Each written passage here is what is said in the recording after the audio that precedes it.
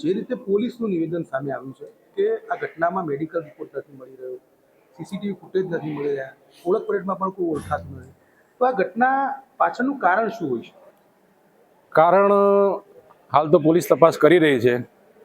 કારણમાં આમ જોવા જઈએ તો પ્રથમ શંકાની દ્રષ્ટિએ એ જોવામાં આવે કે જે આ દીકરીને લેટ વાલી મૂકવા આવતા હતા એ બાબતે જે ટકોર કરવામાં આવી અને એના આધારે જે વાલીએ જે સ્ટાફ સાથે ઘર્ષણ કર્યું અને છતાં ગર્ભિત ધમકી એમને આપેલી કે કેવી રીતે સ્કૂલ ચલાવો છો એ હું જોઈ લઉં છું, એ કદાચ કારણ હોઈ શકે. બીજું કોઈ કારણ આમાં મને બીજું કોઈ દેખાતું નથી. જે તપાસ કરતા અધિકારી છે તેમનું નિવેદન સામે આવ્યું છે કે આમાં કોઈ પુરાવો નથી મળી રહ્યો, તો એ બાબતે આપનું શું કહેવું? પુરાવાની બાબતમાં વાત કરીએ તો સ્કૂલમાં લગભગ 91 કેમેરા લાગેલા છે. કોઈ પણ એંગલ એવું નથી કે જેમાં કેમેરાથી રક્ષિત ના હોય. 19 ને 20 તારીખનું જે બનાવની વાત છે તો એ બંને દિવસે 19 તારીખના કેમેરામાં પણ દીકરી 1 સેકન્ડ પણ આગી પાછી નથી ને 20 તારીખના કેમેરામાં પણ 1 સેકન્ડ પણ દીકરી આગી પાછી નથી. દીકરી સતત સ્કૂલના કેમ્પસમાં અને કેમેરાની નજર હેઠળ જ છે. એટલે જે વાત કરવામાં આવી રહી છે એ મને નથી યોગ્ય લાગતી.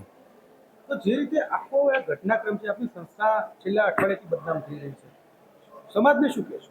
સમાજને એટલું જ કહું છું કે આ ખરેખર ખોટું થઈ રહ્યું છે. આ એક સારી સંસ્થા છે, બાળકોનું શિક્ષણ આપતી. સરકારશ્રી દ્વારા 16,500 FRC ફી નક્કી કરેલી છે, છતાં એક ગરીબ વર્ગના બાળકો